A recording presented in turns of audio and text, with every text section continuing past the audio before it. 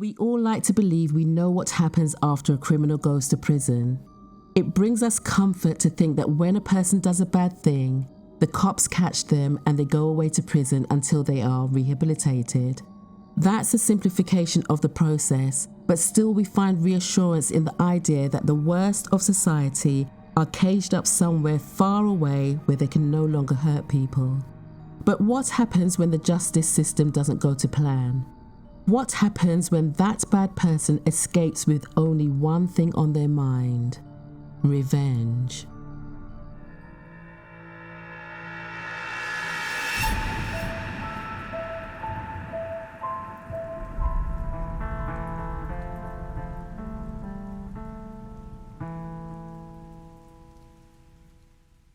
The street was quiet as Ashley Smith walked towards her apartment door. It was 2 a.m., which is either late or early depending on how you look at it. She was returning after popping out to get some cigarettes from the local store, just like she had done many nights before. But this night wouldn't end like all the others. As she pushed her key into the lock, Ashley felt the cold brush of a gun at her side. Then she heard a voice, "If you do what I say, I won't kill you." She was terrified, but with no other choice, she allowed herself to be led into her apartment by the gunman. Once inside, he took her into the bathroom, tied an electrical cord around her wrist, and covered her face with a hand towel. Ashley knew this was it. There was no doubt in her mind that the man was going to kill her. She thought of her 5-year-old daughter, of how she would never see her smiling face again. For once, she was grateful that her daughter lived with Ashley's aunt. You see, Ashley had struggled with drugs since high school, and she was in the process of trying to piece her life back together. A few years before the gunman had tied her up in her own bathroom, Ashley held her husband as he died in her arms after he was stabbed during a brawl. Since then, her substance abuse had spiraled so much that during a meth-induced psychosis, she let go of her steering wheel while she was driving and crashed. She had escaped death then, but she was sure that this time there was no avoiding her own demise. Just as she waited for the sound of the gun to clock and fire, she heard the strangest thing. The shower turned on. Of all things, the man that was there to kill her was taking a shower. She waited in stunned silence until she heard the shower turn off. Then the man removed the dish towel from her head, and Ashley came face to face with her captor. She didn't know it then, but the man was 33-year-old Brian Gene Nichols, and just hours earlier, he had escaped from custody. Brian Nichols was born on the 10th of December 1971 into a middle-class family. He went to Cardinal Gibbons High School in Baltimore, Maryland, before enrolling in Courthouse University of Pennsylvania in 1989. Standing at a formidable 6'1" and weighing 210 pounds, it's no surprise that Brian joined the football team as a linebacker whilst in college. Those who knew Brian during this time remember him as the kind of person not to be messed with. Not only was the guy big, but he was also proficient in martial arts. His reputation as an agitator was only furthered by his affinity for getting in trouble with the law. In 1990, Brian was charged with disorderly conduct, harassment, and terroristic threats.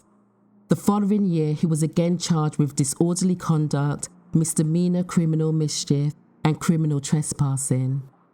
With those charges threatening to end his college football career, he left Courthouse University and enrolled at Newbury College.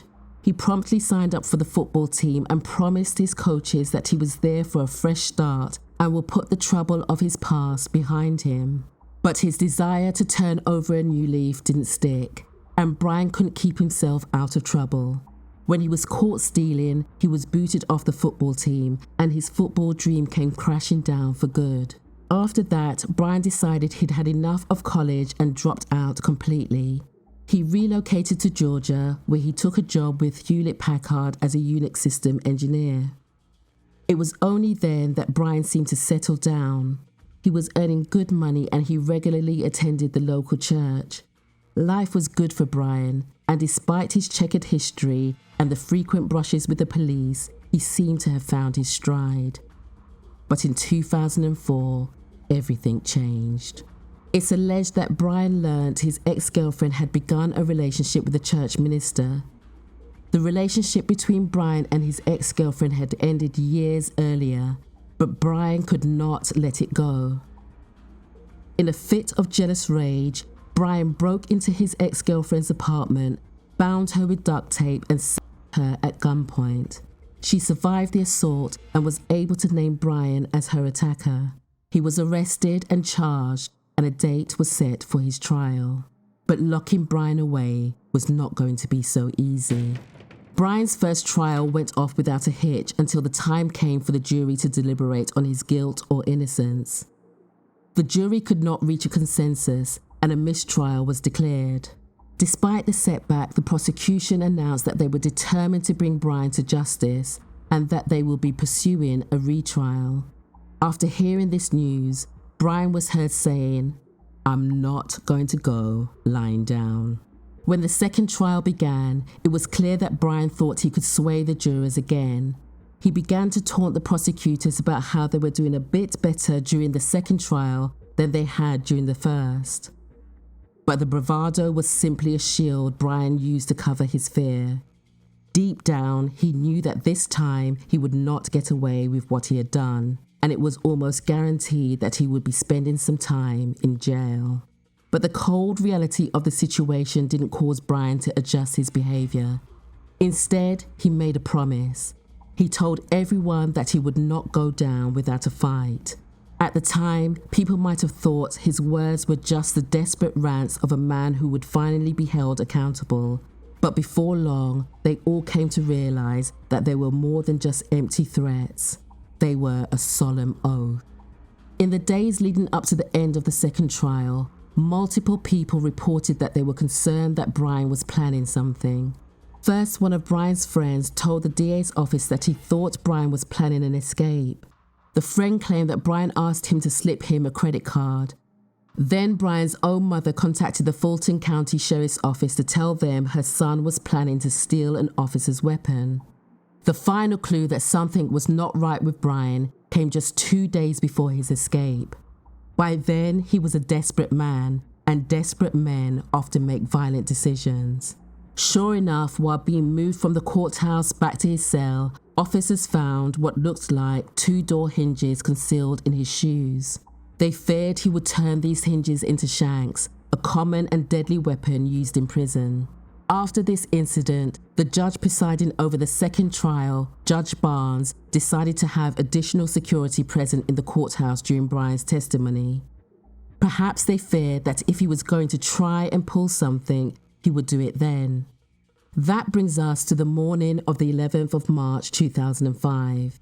The bus that transported Brian from the jailhouse to the courthouse arrived bright and early, just like it did every morning. Brian hopped off the bus and saw the guard that would be transporting him to the holding cell on the 8th floor of the courthouse. It was the same guard who had transported Brian on numerous other occasions. Her name was Cynthia Hall. Cynthia was 51 years old and stood at just 5'1" tall, a whole foot shorter than Brian. You might think that she would have been intimidated by the large man, but on the contrary, she trusted Brian not to try anything. Her trust ran so deep that when her colleague suggested that Cynthia ask for backup while transporting Brian, she replied, "No, I've got him." In her mind, she had managed by herself many times before, so why would that day be any different? She even decided not to put leg shackles on him as she moved him between the bus and the 8th floor. Cynthia would soon learn that trusting this accused would have deadly consequences, and not just for her. When Cynthia and Brian got to the holding cell, she uncuffed him so that he could change out of his prison clothes and into his trial suit. But as she went to uncuff his second hand, she was suddenly struck in the face. She flew off her feet and crashed onto the floor. She was struck so hard that when she received medical attention for her injuries, doctors thought she had been shot. She was put into a medical coma. The brain damage from the punch still plagues her to this day. All of this from one punch. That is the degree of force that Brian held in his fist. When Cynthia was incapacitated, Brian stole her Beretta 40 caliber semi-automatic pistol and locked her in his cell. He then moved to another cell, changed into the suit, and left the holding area. Now you might be thinking, surely someone would be watching the CCTV footage and would be on their way to help Cynthia and to stop the violent escapee. But you would be wrong. No one was watching, and no one knew that there was a dangerous man on the loose. Once Brian was out of the holding area, he didn't make a run for freedom like you might expect. Brian was driven by vengeance, and instead of heading down the stairs which would lead him to the outside world, he ran straight for his target, the judge. On his way to the judge's chambers, Brian ran into 2 case managers and an attorney. He pointed the gun at them and demanded to know where Judge Barnes was. But as he waited to find out, a bailiff walked into the chambers. He tried to wrestle the gun away from Brian, but was quickly overpowered by the larger man. Brian took the bailiff's weapon and made the bailiff handcuff the other hostages. He did as he was told, but he knew he was the only one who could do something to possibly stop Brian, even though he didn't have a weapon.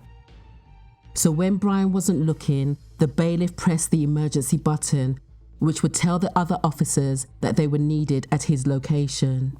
But those officers responded to the alarm verbally through the radio to confirm what support was needed. This meant that Brian was now aware that backup was on its way. He grabbed the radio from the bailiff and attempted to convince the other officers that it was a false alarm. Luckily, the deputies knew the bailiff's voice and realized the person on the line was not their colleague. By now, Brian knew he had to act quickly. He locked the bailiff in the bathroom and entered courtroom 8F, the very place where his trial was set to continue that day.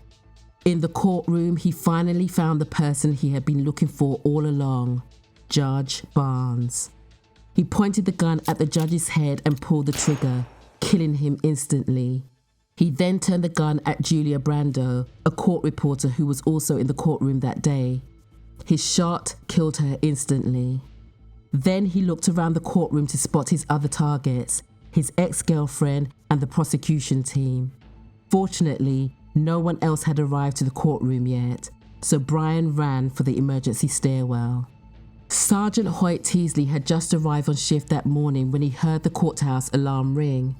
Without a radio or a bulletproof vest, he ran to fulfill his duty to protect and serve. That's when Brian came barreling down the staircase. The officer had no way of knowing that Brian had already killed 2 people just moments earlier. He was now not only an accused rapist, he was also a murderer. Sergeant Teasley was hot on his tail and followed him down 7 flights of stairs until Brian reached the outside door. As he burst through the door, he kept firing shots in the air, but it didn't deter the officer. Brian knew he wouldn't get away without a fight, so he turned around and took aim. He fired 2 shots at the officer. Sergeant Teasley became Brian's 3rd murder victim right there on the fire escape stairs. Once Brian left the courthouse, he stole a vehicle and sped away from the scene. When he was only a few blocks away, he drove into a car park and used his vehicle to block the entrance. He then stole another car at gunpoint before heading to another car park, where he attempted to steal yet another car. This time, he tried to take the driver of the car as a hostage, but she managed to get away. After that, he approached another driver and told the man to get into his own trunk. Once again, the driver fought him off, which prompted Brian to smash him in the head with a pistol. Then he stole the man's car and drove away. At this point in the story, it might be difficult to understand the erratic nature of Brian's getaway. Maybe he wanted to create as much chaos as possible, and that's why he stole so many cars and harmed so many people. The more likely explanation is that he was a man in a full-blown panic, and his mind was as chaotic as his actions. After failing to take a hostage, Brian headed to the train station, where he boarded a train heading north. At some point, he made it to Buckhead, which is a popular neighborhood in Atlanta. In Buckhead, he attempted to break into a woman's apartment and hold her hostage. But when he entered the woman's apartment, he was confronted by the woman's boyfriend. The boyfriend and Brian wrestled for a bit while the woman called 911. When Brian realized the police were on their way, he hit the boyfriend in the head with a gun and took off. It's clear that Brian was a madman without direction and nothing to lose except his newfound freedom. His initial motive was revenge on the judge and his ex-girlfriend, but it seems like he hadn't thought much further than that.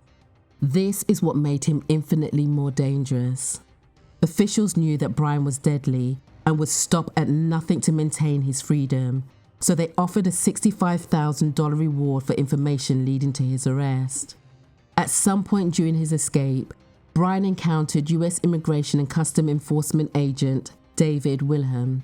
There's no clear account of what happened between the two men, but the next day, Agent Wilhelm was found shot to death inside his own home. Whoever shot him stole his gun, his cash, and his pickup truck. All of that brings us to 2 a.m. on the 12th of March when Brian spotted Ashley walking into her apartment building. She had no idea who Brian was or what he had done, but she was intelligent enough to realize that he was deadly. When he began to shower, Ashley decided that if she had any hope of survival, she had to make this man see her as human and not as yet another bump in his way.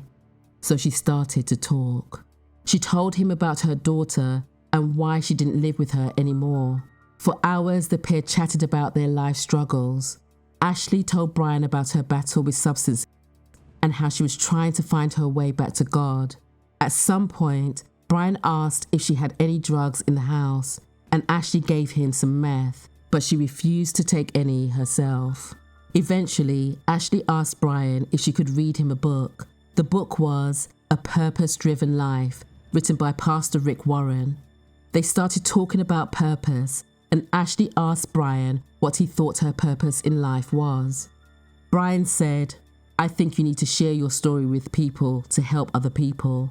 Then he asked her what she thought he should do about the situation he was currently in. Ashley told him he needed to turn himself in. She encouraged him by saying that everyone makes mistakes and that he needed to face the consequences of his choices. On the morning of the 13th of March, Brian asked Ashley if she could drive behind him while he drove the pickup truck he had stolen from the ICE agent to another location. By then, it had been more than 7 hours since Brian forced his way into Ashley's apartment. Brian told Ashley that he would drop the car off and then they would drive back to her house together. Ashley agreed to his plan and they set off together. When they returned to Ashley's apartment, she made them both pancakes for breakfast. When the energy had settled, she asked him a question. Would he be willing to let her go and see her daughter?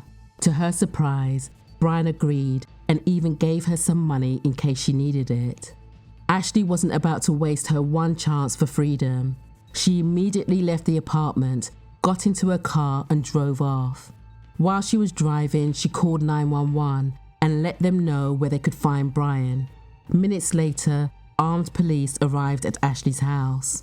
Instead of the confrontation they were expecting, Brian simply waved a white towel as a symbol of his surrender, and he was arrested without incident. By then, it had been more than 26 hours since he had escaped from custody. Brian was charged with 54 crimes, including 4 counts of murder. On the 7th of November 2008, Brian was found guilty on all charges and sentenced to life in prison. None of this will be served on probation. I'm not planning on giving Mr. Nichols any probation at all. Neither am I planning on giving him a fine. Even though you may not like Mr. Nichols, let's give a fair trial to everybody. Let's let them continue to be innocent until proven guilty. Let's give everybody a jury trial if they wanted it, and that's what Mr. Nichols wanted, and that's what he got. And let's treat them perhaps better than they treated everybody else. I don't want to make it personal, but at the same time, if I can save a life, do not trust Mr. Nichols. Ever again. Ever again. Don't trust him. In the wake of the murders, Judge Barnes' wife was given a $5.2 million payout after she sued the county, and Julie Brando's daughter was also given a $5 million settlement. Ashley was awarded $70,000 in reward money for her role in Brian's capture. There's no other way to describe this crime than to simply say it was senseless. Brian had no reason to attack a woman he hadn't been involved with in 8 years. There was no reason for him to attack people who were just doing their jobs. And there was no reason that he drew so many people into the crosshairs of his irrational escape. In the end, while this story is drenched in sadness and loss, there is one bit of good news that might bring some hope. Ashley has been completely sober since the day she was held hostage. She managed to turn her life around and even wrote a book about her experience and how it changed her outlook. In the years after being held hostage, she remarried and regained custody of her daughter, as well as having a son with her new husband. Out of this near-death tragedy, Ashley managed to live again. Whilst this is little solace for those who lost loved ones during Brian's reign of terror, Ashley's story may bring renewed hope to those who might also be struggling with substance, that there is life after darkness.